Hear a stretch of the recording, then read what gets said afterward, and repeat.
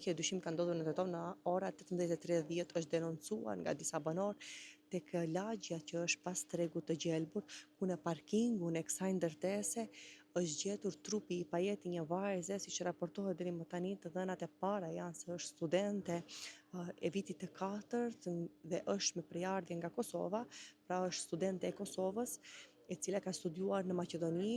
Ajo nuk dihet ora e saktë se kur trupi i saj ka qenë pa shenja jete, por është raportuar në ora 18:30 nga personat e cilët kanë kaluar rastësisht aty. Deri më tani nuk mund të themi as që është vetvrasje, por as vrasje, sepse rrethanat janë të dyshimta.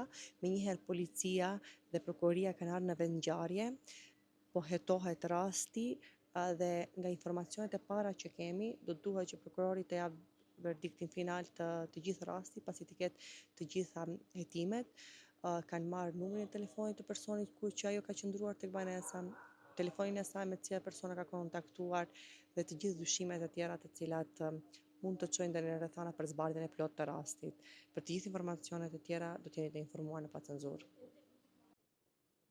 Informacionet e konfirmuara deri më tani është se bëhet fjalë për një vajzë DS dhe një vjeçare, cila nga informacionet që morëm të dëshmitarëve okular, e njëjta siç po e shihni në fotografi, ka tentuar disa herë vetvrasjen, por banorët nuk kanë dashur që të, siç rëndon tek ne, nuk dëshirojnë që të hyjnë në konflikte dhe në institucione, nuk e kanë raportuar, dhe pse e njëjta disa herë është dëgjuar në britma me një person me cilin ka pasur edhe ndonjë lloj kontakti, siç thuhet.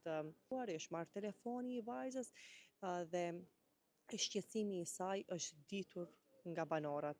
Ajo, trupi i Pajet i saj ende ndodhet tek hyrja e parkingut.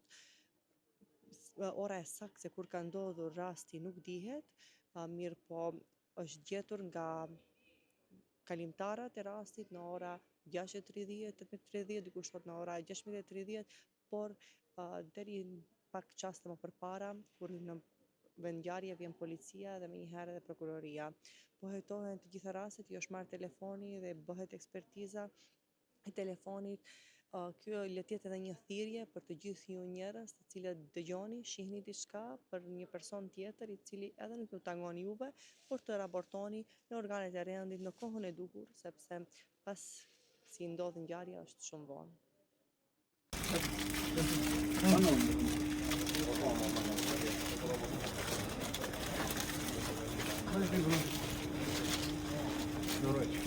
Добрый вечер.